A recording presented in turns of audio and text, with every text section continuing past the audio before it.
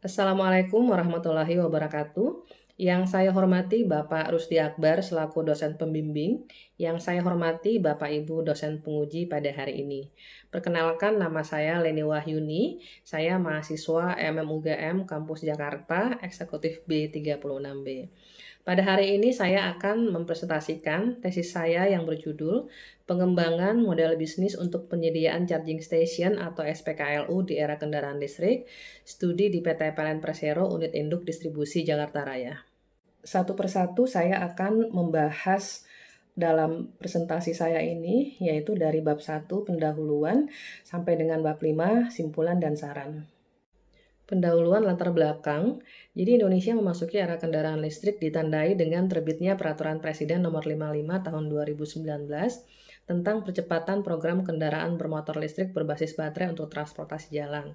Peraturan Presiden ini merupakan bentuk dukungan atau komitmen pemerintah Indonesia terhadap usaha konversi energi dunia, di mana secara bertahap akan mengurangi penggunaan kendaraan konvensional menjadi kendaraan listrik. Dalam peraturan presiden ini disebutkan hal apa saja yang dibutuhkan oleh Indonesia untuk percepatan program tersebut. Di pasal 3 disebutkan untuk program ini dibutuhkan penyediaan infrastruktur pengisian listrik, di mana infrastruktur tersebut dapat berupa fasilitas pengisian ulang maupun fasilitas penukaran baterai. Nah, untuk PLN sendiri dalam kaitannya terhadap peraturan presiden ini adalah dalam pasal 23 ayat 2 di situ disebutkan bahwa penyediaan infrastruktur untuk pengisian listrik di KBL ini dilaksanakan melalui penugasan kepada PT PLN Persero. Latar belakang selanjutnya adalah target kendaraan listrik Indonesia yang tertuang dalam Rencana Umum Energi Nasional. Di sini disebutkan bahwa pada tahun 2025 ditargetkan penyediaan SPKLU berjumlah 1.000 unit yang meningkat signifikan pada tahun 2050 sebesar 10.000 unit.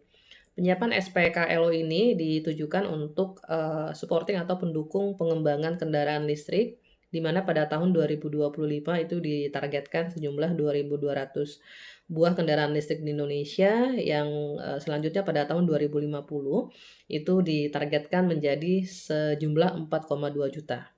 Dari latar belakang tadi maka didapatkanlah rumusan masalah, yaitu bahwa seiring dengan terbitnya Peraturan Presiden Nomor 55 Tahun 2019, di mana dalam peraturan tersebut secara khusus memberikan penugasan kepada PLN dalam penyiapan infrastruktur SPKLU. Infrastruktur SPKLU ini sendiri merupakan salah satu komponen yang sangat penting dalam pengembangan kendaraan listrik di Indonesia dan di dunia. Salah satu strategi yang dapat diterapkan untuk pengembangan infrastruktur kendaraan listrik adalah adanya inovasi model bisnis, sehingga nantinya diharapkan dengan inovasi model bisnis ini, PLN dapat melakukan penugasan dari pemerintah dengan semaksimal mungkin. Selain itu, hal ini juga merupakan sebagai peluang untuk meningkatkan pendapatan. Selanjutnya dari rumusan masalah tadi didapatkanlah pertanyaan penelitian, yaitu yang pertama, bagaimana model bisnis PLN dalam penyediaan infrastruktur SPKLU saat ini? Yang kedua, bagaimana alternatif pengembangan model bisnis PLN dalam penyediaan infrastruktur SPKLU? Tujuan dari penelitian ini sendiri adalah untuk melakukan identifikasi model bisnis PLN saat ini, kemudian juga untuk menyusun rencana pengembangan model bisnis PLN dalam penyediaan infrastruktur SPKLU. Dalam melakukan penelitian ini, lingkup penelitian yang dilakukan oleh penulis adalah dengan menggunakan studi kasus di PLN Unit Induk Distribusi Jakarta Raya. Ini merupakan kantor di mana penulis bekerja saat ini. Kemudian penelitian ini lebih difokuskan kepada mobil listrik. Dalam melakukan penelitian ini, penulis menggunakan beberapa landasan teori untuk analisis lingkungan eksternal, analisis lingkungan internal, analisis SWOT, dan analisis model bisnis. Namun dalam kesempatan ini, penulis hanya akan menjelaskan dua teori utama yang penulis gunakan, yaitu analisis SWOT dan analisis model bisnis yang menggunakan pendekatan analisis model bisnis kanvas. Landasan teori yang pertama adalah bisnis model kanvas atau BMC yang dikembangkan oleh Osterwalder dan Pickner pada tahun 2010. BMC ini merupakan satu framework yang dapat dipergunakan oleh perusahaan untuk mengidentifikasi model bisnis mereka saat ini, kemudian bagaimana strategi untuk pengembangannya. BMC ini sendiri terdiri atas 9 elemen, yaitu ada key partners, key activities, key resources, value propositions, customer relationship, channels, customer segments, cost structure, dan revenue stream. Landasan teori selanjutnya adalah analisa SWOT, di mana analisa ini merupakan satu metode untuk mengetahui kekuatan, kelemahan, peluang, dan ancaman dari suatu perusahaan. Kemudian metode penelitian, desain penelitian adalah studi kasus, data primer didapatkan dari wawancara dan observasi, data sekunder didapatkan dari studi literatur. Analisis data yang dilakukan adalah analisis PESTEL, analisis Five Forces Porter, analisis FRIO, analisis SWOT, dan analisis bisnis model Canvas. Kemudian utamanya untuk data-data dari hasil wawancara terhadap partisipan, itu penulis melakukan analisa dengan menggunakan pendekatan kualitatif research method yang dikembangkan oleh Henning dan kawan-kawan. Di sini dalam proses analisa data, tahap pertama yang dilakukan adalah melakukan transkrip verbatim dari wawancara yang dilakukan kepada partisipan tadi, kemudian melakukan pembuatan buku koda. Koda ini sendiri adalah merupakan kode atau hal-hal unik yang didapatkan oleh penulis selama wawancara yang nantinya akan penulis pergunakan dalam pengembangan penulisan. Kemudian setelah itu dilakukan tick description, dilakukan komparasi, kategorisasi, kemudian konseptualisasi. Dari hasil analisis internal yang menggunakan PESTEL dan Five Forces Porter, kemudian analisis internal dengan menggunakan FRIO, di sini penulis berkesimpulan bahwa PLN sangat memiliki peluang dan kemampuan di dalam bisnis penyediaan SPKLU ini. Kemudian dari analisis SWOT didapatkan bahwa kekuatan PLN yang pertama adalah merupakan operator listrik terbesar, kemudian adanya komitmen dari manajemen untuk membangun ekosistem kendaraan listrik. Selain itu, PLN memiliki sistem pelayanan pelanggan terpadu, SDM yang kompeten, channel seluruh Indonesia, serta teknologi yang maju. Untuk kelemahannya sendiri, di sini PLN tidak memiliki sumber daya untuk pengoperasian charging station atau SPKLU, kemudian adanya keterbatasan anggaran, yang terakhir adalah kurangnya awareness atau sosialisasi terhadap produk kepada pelanggan. Peluang yang bisa dipergunakan oleh PLN yang pertama adalah PLN memiliki jumlah pelanggan yang banyak, kemudian yang kedua tren mobil listrik yang semakin bagus dari hari ke hari, kemudian adanya perkembangan perekonomian nasional. Ancamannya sendiri yang pertama adalah harga mobil listrik yang sampai dengan saat ini masih lebih mahal dibandingkan kendaraan konvensional. Kemudian yang kedua adalah ketika harga mobil konvensional itu menjadi lebih murah karena ditemukannya teknologi-teknologi lain yang dapat membuat kendaraan tersebut menjadi lebih irit. Di hasil penelitian dan pembahasan ini, penulis juga menjelaskan model bisnis awal PLN Wijaya saat ini yang digambarkan dengan bagan BMC seperti ini. Kemudian dalam penelitian dan pembahasan, penulis juga menjelaskan model bisnis baru PLN yang merupakan pengembangan dari model bisnis lama yang digambarkan dalam bagan BMC seperti ini. Nah, kemudian nanti penulis akan menjelaskan satu persatu perbedaan antara model bisnis awal dengan model bisnis baru di pembahasan di bab berikutnya. Dari simpulan dan saran, di sini penulis mengidentifikasi bahwa analisis faktor eksternal yang menjadi peluang PLN dalam pengembangan SPKLU. Yang pertama adalah perubahan gaya hidup masyarakat, utamanya segmen pelanggan menengah ke atas yang mulai beralih dari kendaraan konvensional menjadi kendaraan listrik atau merupakan faktor sosial. Kemudian adanya regulasi pemerintah yang mendukung pertumbuhan kendaraan listrik. Yang kedua, dari analisis faktor internal, penulis mengidentifikasi bahwa faktor dari dalam perusahaan yang sangat berpengaruh pada pengembangan bisnis perusahaan itu adalah yang pertama sumber daya manusia, kemudian peralatan, dan yang ketiga adalah adanya program talent management yang dimiliki oleh PLN. Di sini satu persatu penulis akan menjelaskan perbedaan model bisnis awal dan model bisnis baru PLN dalam penyiapan infrastruktur SPKLU ini. Dimulai dari segmen pelanggan. Di model bisnis awal, segmen pelanggan yang disasar adalah pemilik kendaraan listrik dan operator kendaraan listrik. Di model bisnis baru terdapat penambahan segmen pelanggan yaitu pemilik bisnis hotel dan mall.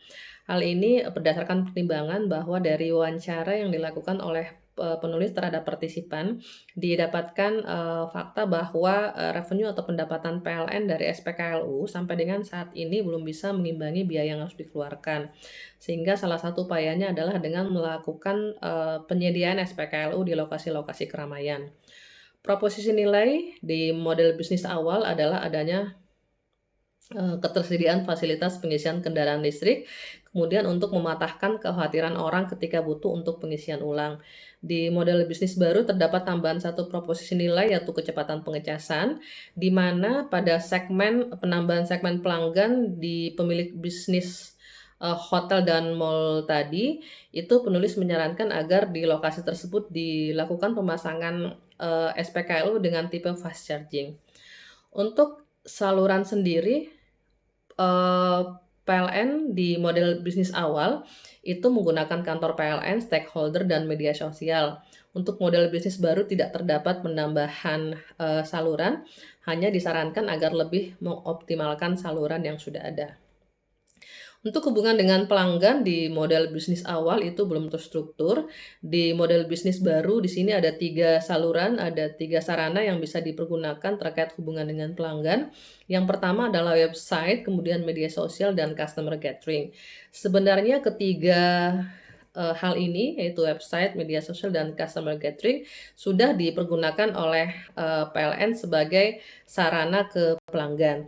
Tapi memang belum ada yang secara khusus menginformasikan terkait SPKLU. Selanjutnya adalah aliran pendapatan. Di model bisnis awal, aliran pendapatannya adalah dari penjualan KWH dan peningkatan penjualan rumah tangga.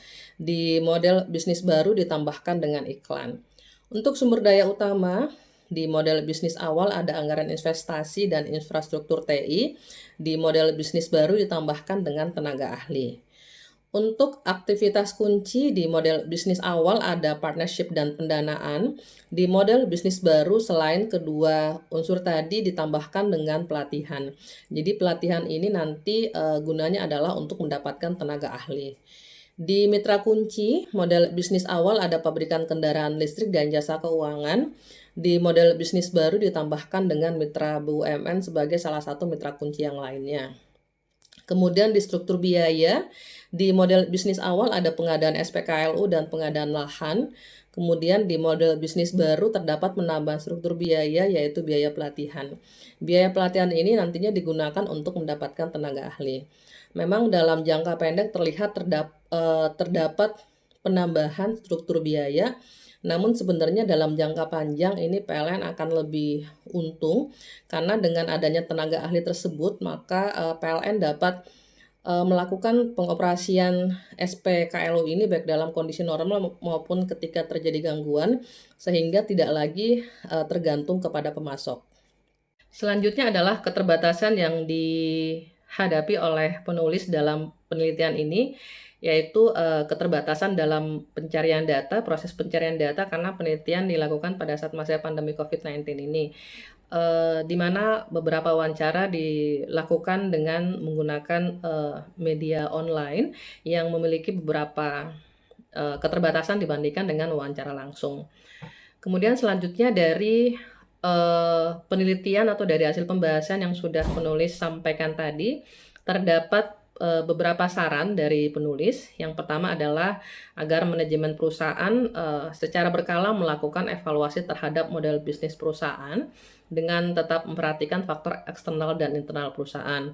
Hal ini perlu dilakukan karena perubahan lingkungan bisnis begitu dinamis hingga strategi yang diterapkan itu perlu menyesuaikan dengan dinamika dan perubahan kondisi. Kemudian yang kedua, ini saran kedua sebenarnya lebih ditujukan kepada PLN korporat, itu di mana untuk mengoptimalkan peluang penambahan pendapatan perusahaan di era kendaraan listrik ini, di mana adanya kecenderungan untuk shifting dari penggunaan mobil konvensional menjadi mobil listrik, itu perusahaan agar mengkaji pendirian anak usaha baru, di mana nanti anak usaha baru ini akan lebih fokus dalam bisnis ekosistem kendaraan listrik. Demikian presentasi tesis saya dengan judul Pengembangan Model Bisnis untuk Penyediaan Charging Station atau SPKLU di Era Kendaraan Listrik dengan studi kasus di PT PLN Persero Unit Induk Distribusi Jakarta Raya. Terima kasih. Wassalamualaikum warahmatullahi wabarakatuh.